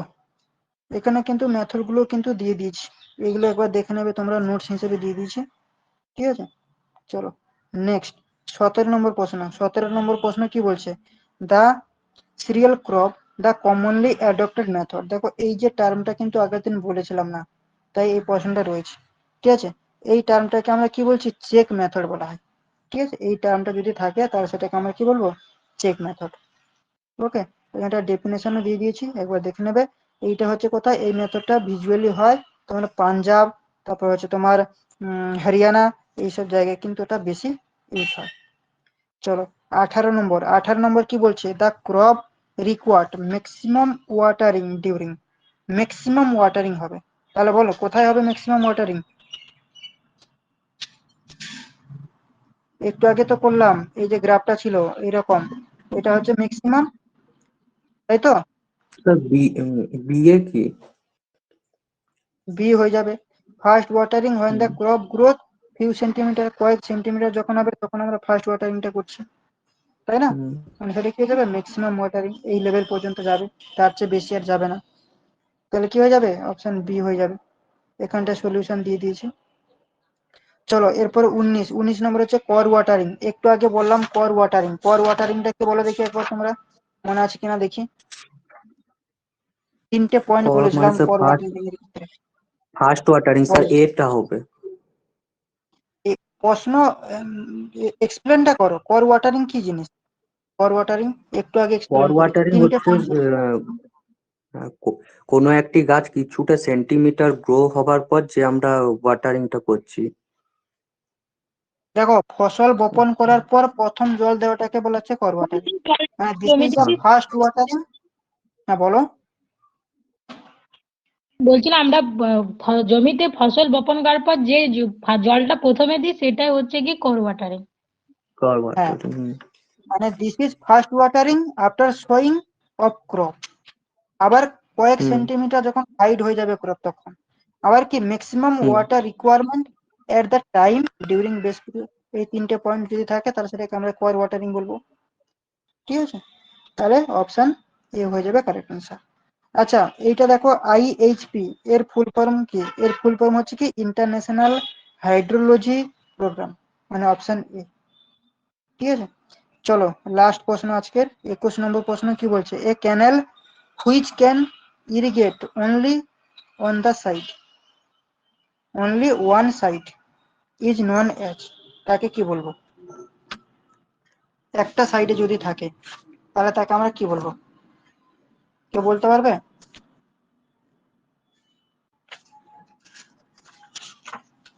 এটা করাইনি, তোমাদেরকে বলে দিচ্ছি, মোস্ট ইম্পর্টেন্ট কিন্তু এটা। দেখো কি বলছে, এই যে এটা ক্যানেলের একটা পার্ট, আজকে ক্যানেলের থিওরিটা করিয়ে দিয়েছি, আর এইটা করিয়ে দিলে ক্যানেল থেকে মোটামুটি পুরোটাই কভার হয়ে যাবে। দেখো ক্যানেল কিন্তু তিন রকমের, একটা হচ্ছে কি সাইড স্লোপ ক্যানেল, এটা হচ্ছে কি 1 নম্বর হচ্ছে সাইড স্লোপ ক্যানেল, দ্বিতীয়ত হচ্ছে কি কন্ট্যুর ক্যানেল, তৃতীয়ত হয়ে যাচ্ছে আমাদের ওয়াটার শিট ক্যানেল। আচ্ছা যেটা ওয়াটার শিট ক্যানেল সেই ক্যানেলটাকে আমরা আর কি ক্যানেল বলি? রিচ ক্যানেল বলা হয়। এই টার্মটা কি শুনেছো, রিচ ক্যানেল? আগে শুনেছো রিচ ক্যানেল? যেটা রিচ ক্যানেল সেটাই হয়ে যাচ্ছে আমাদের ওয়াটার শিট ক্যানেল। তো ক্যানেলের তিনটে টাইপ হয়, কন্ট্যুর ক্যানেল, সাইড স্লোপ ক্যানেল আর ওয়াটার শিট ক্যানেল বা রিচ ক্যানেল। ঠিক আছে, তো এক একটা করে আমি বলছি।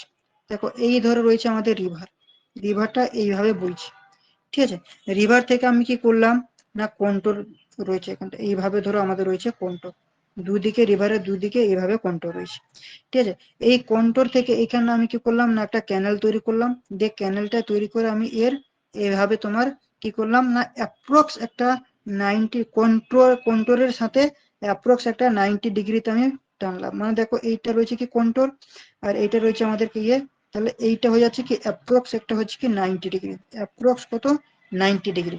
ঠিক আছে, তো এইটা যদি হয় অ্যাপ্রক্স যদি 90 ডিগ্রি হয় তাহলে সেটাকে আমরা কি বলবো? সাইড স্লোপ ক্যানেল। তাহলে সাইড স্লোপ ক্যানেল কি জিনিসটা বোঝা গেছে? কন্ট্যুর গুলোর সঙ্গে অ্যাপ্রক্সিমেট যদি 90 ডিগ্রি অ্যাঙ্গেল যদি হয় ক্যানেলটা, তাহলে সেই ক্যানেল গুলোকে আমরা কি বলবো? সাইড স্লোপ ক্যানেল। বোঝা গেছে কিনা বলো? তাড়াতাড়ি রিপ্লাই করো, তাহলে আমি এগোবো সামনের দিকে। এইগুলো রয়েছে কন্ট্যুর, এইগুলো রয়েছে কন্ট্যুর, এটা রয়েছে ক্যানেল। তো কন্ট্যুরের সঙ্গে এই যে কন্ট্যুরের সঙ্গে যদি ক্যানেলটা অ্যাপ্রক্স 90 ডিগ্রিতে যদি থাকে তাহলে সেটাকে আমরা বলবো সাইড স্লোপ ক্যানেল। বোঝা গেছে? হ্যাঁ স্যার। আর যদি প্যারালাল ভাবে যদি থাকে, ধরো এইটা রয়েছে ক্যানেল, এখান থেকে এইভাবে প্যারালাল ভাবে থাকলো, এটা কি কন্ট্যুর, এটা হচ্ছে কন্ট্যুর, আর এটা হয়ে যাচ্ছে কি প্যারালাল। কন্ট্যুর গুলোর সঙ্গে যদি এইভাবে যদি প্যারালাল ভাবে যদি ক্যানেল গুলো থাকে তাহলে সেটাকে আমরা কি বলবো? কন্ট্যুর ক্যানেল। কন্ট্যুর ক্যানেল কিটা বোঝা গেল? প্যারালাল ভাবে যদি থাকে তাহলে কন্ট্যুর ক্যানেল, 90 ডিগ্রি অ্যাঙ্গেল করে যদি থাকে তাহলে সেটাকে আমরা বলবো কি সাইড স্লোপ ক্যানেল, তাই তো?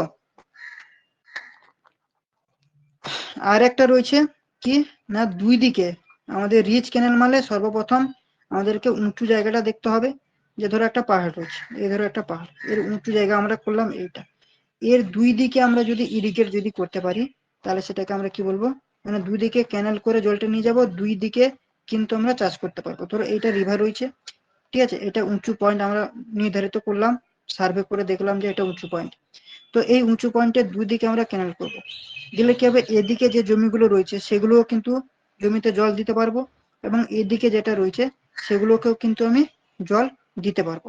এটাকে বলা হয় রিচ ক্যানেল। রিভার থাকবে মাঝখানে, ক্যাচমেন্টের মাঝখানে থাকবে রিভার, মানে একটা ক্যানেল তৈরি করে দুই দিকে যদি আমরা জল দেব, সর্বপ্রথম ক্যাচমেন্ট এরিয়ার সবচেয়ে উঁচু জায়গাটাকে আমরা সার্ভে করে নিতে হবে, এবং ওই উঁচু জায়গায় তাকে কি বলা হবে? ওয়াটার শিট ক্যানেল বা রিচ ক্যানেল। এই যে উঁচু জায়গাটাকে কি বলবে? ওয়াটার শিট ক্যানেল বা রিচ ক্যানেল, এবং তার দুদিকে কিন্তু আমরা একটা রিভারের থেকে দুদিকে আমরা ক্যানেল করে জলটা দিতে পারবো, সেটাকেই আমরা কি বলছি? ওয়াটার শিট ক্যানেল বা রিচ ক্যানেল। বোঝা গেল? বোঝা গেছে কিনা বলো? স্যার আরেকবার বলে দিন। একটা ক্যাচমেন্ট রয়েছে, এই ধরো ক্যাচমেন্ট, এই ক্যাচমেন্টে আমরা সর্বপ্রথম সার্ভে করব, সার্ভে করবে তার উঁচু জায়গাটা নির্ধারিত করব। তো এই যে হাইলাইটটা যেটা করলাম, এইটা রয়েছে ধরো আমি উঁচু জায়গাটা পেয়ে গেলাম, এই উঁচু জায়গাটাকে আমরা কি বলবো, ওয়াটারশেড ক্যানেল বা রিচ ক্যানেল। এই উঁচু জায়গাটা নির্ধারিত করে আমরা যদি দুই দিকে যদি সার্ভে মানে ক্যানেল যদি করি, তাহলে ডেফিনেটলি উঁচু থেকে নিচুতে জলটা সাপ্লাই হতে পারবে। আর উঁচু জায়গা থেকে আমরা যদি দুদিকে যদি দিতে পারি, তাহলে এই যে রিভারটা থাকলো বা উঁচু জায়গা, এই উঁচু জায়গার এই পাশে যত জমি রয়েছে সেগুলো আমরা জল দিতে পারবো, এবং এ সাইডে কিন্তু এ সাইডেও কিন্তু জল কিন্তু আমরা দিতে পারবো। মানে দুই দিকে কিন্তু আমরা জলটা সাপ্লাই করতে পারছি একটা নদী থেকে, সেটাকেই আমরা বলবো ওয়াটারশেড ক্যানেল বা রিচ ক্যানেল। বোঝা গেল? হ্যাঁ স্যার। শুভজিৎ, বুঝতে পেরেছো?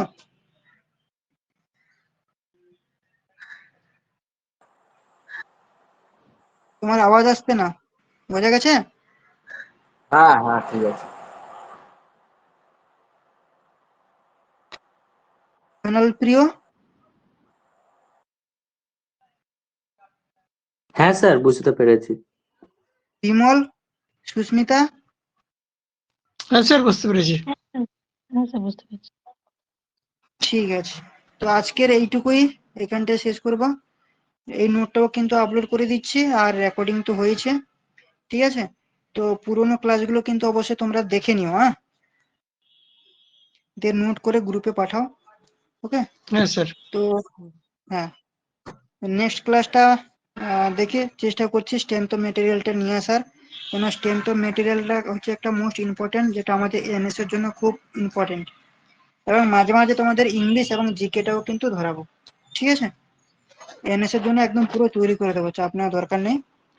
তোমরা তো দুটো সাবজেক্ট তো এগিয়ে রয়েছো, ইরিগেশন ধরো এই মাসে শেষ হয়ে যাবে। আমি কি বলছি হ্যালো হ্যাঁ বলো। সুমন্ত, হ্যাঁ বলো। বলছি এর কি ইংলিশে বলতে কি ওই অ্যাডজেক্টিভ নাউন ভয়েস আর ন্যারেশন এগুলোর মধ্যে আসবে তো? হ্যাঁ, ওগুলো থেকে আসবে। কিছু কিছু ইয়ে রয়েছে ইম্পর্টেন্ট ইম্পর্টেন্ট জায়গা, সেগুলো করিয়ে দেবো। এবং জিকে থেকে যে ধরনের টাইপের রুরাল প্রশ্নগুলো, ডেভেলপমেন্টের উপরে জিকে তো? হ্যাঁ আমি করিয়ে দেবো, চাপ নেওয়ার দরকার নেই তোমাদেরকে।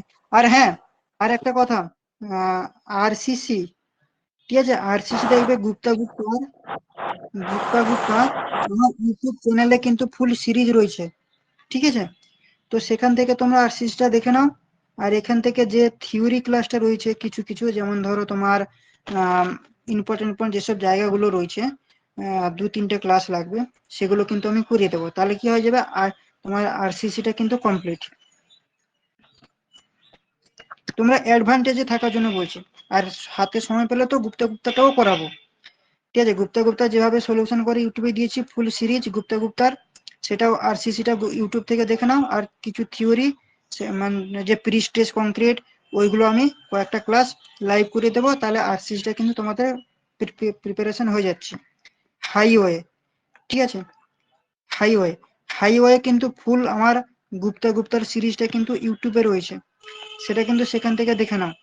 আর এখান থেকে হাইওয়ে ডিজাইন, যেটা এনএসএ আসে না, তবুও কিন্তু অ্যাডভান্টেজ থাকার জন্য তোমাদের হাইওয়ে ডিজাইন, যেটা হাইওয়ে ডিজাইন, সেটা দুটো ক্লাস লাগবে, সেটা আমি তোমাদেরকে লাইভ করে দেবো। তাহলে আরসিসি আর হাইওয়ে দুটো কিন্তু মোস্টলি তোমাদের কমপ্লিট।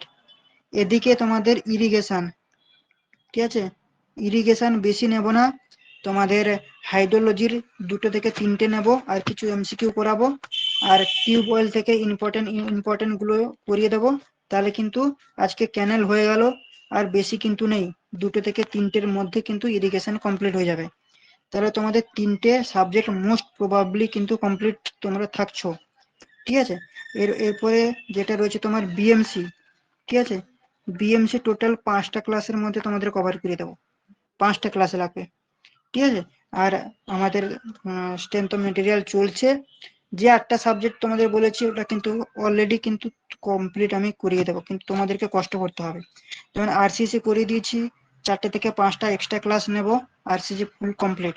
হাইওয়ে দুটো, বেশি না, দুটো ক্লাস নেব, তাতে কমপ্লিট, ঠিক আছে? ইরিগেশন একটু সময় লাগবে, বিএমসি 5টা ক্লাসের মধ্যে করে দেবো, ঠিক আছে, আর কংক্রিট টেকনোলজিটা কিছুটা পার্ট করাতে হবে, আর সার্ভেটা করিয়ে দেবো। তাহলে মোটামুটি তোমাদের একটা প্রিপেয়ার হয়ে যাচ্ছে। অলরেডি কিন্তু কন্টেন্ট আমি তোমাদেরকে প্রোভাইড করে দিচ্ছি, কিন্তু তোমাদেরকে দেখতে হবে। সার্ভের 4টে না 5টা ক্লাস কিন্তু অলরেডি ফুল। পিএসসির সময় যে আমার ব্যাচটা ছিল ওই ব্যাচের রেকর্ডিং কিন্তু ওখানটায় দেওয়া রয়েছে ইউটিউবে, সেটা তুমি অ্যাডভান্টেজ হিসেবে থাকতে পারো। দেখো সময় যদি বেশি থাকে তাহলে সব প্রথম থেকে করাবো, যদি সময় যদি কম থাকে তাহলে যেমন সার্ভের 5টা ক্লাস ইউটিউবে রয়েছে, ওই 5টা ক্লাস করাবো না, প্লেন টেবিল সার্ভে থেকে বাকিগুলো করিয়ে দেবো। 4টে রয়েছে ক্লাস, 4টে করিয়ে দিলে কিন্তু সার্ভে কমপ্লিট। তারপরে গুপ্তা আর কিছু এদিক সেদিক যে প্রিভিয়াস ইয়ারের প্রশ্নগুলো এসছে সেগুলো করিয়ে দেবো। বোঝা গেছে কি? মোস্টলি দেখো 1টা 2টো 3টে সার্ভে 4টে ক্লাসের কিন্তু পুরো কমপ্লিট এক্সাম প্রিভিউতে যেগুলো থেকে প্রশ্ন আসে সব কিন্তু ইউটিউব চ্যানেলে রয়েছে। ইরিগেশনটা বেশি আর সময় লাগবে না, তাহলে ইরিগেশনটাও কমপ্লিট। ঠিক আছে, 5-6টা সাবজেক্ট কিন্তু এই 1-2 মাসের মধ্যে কিন্তু কভার হয়ে যাচ্ছে তোমাদের। ওই জন্য আমি ইংলিশটা আর জিকেটাকে একটু জোর দেবো, আর স্ট্রেংথ অফ মেটেরিয়ালটাকে একটু জোর দেবো। আর স্টিল থেকে বেশি প্রশ্ন আসবে না, রিজিড বডি কিছু রয়েছে, 1-2টো ক্লাস লাগবে, মোটামুটি একটা তোমাদেরকে থিওরি করিয়ে দেবো। ঠিক আছে, তোমাদেরকে খাটতে হবে, তোমাদের হাতে কিন্তু সবকিছু রয়েছে। তোমরা দেখে নাও, ইউটিউবে কিন্তু আমি ওই ক্লাসগুলো প্রিমিয়াম করে দেবো, তোমরা দেখে নাও, দেখার পরে তোমরা বলো, তারপরে কিন্তু আমি ওটা প্রিমিয়াম অ্যাক্টিভেট করবো। ঠিক আছে, বোঝা গেছে? সুস্মিতা বুঝতে পারলে কি বললাম? হ্যাঁ স্যার। বাকিরা?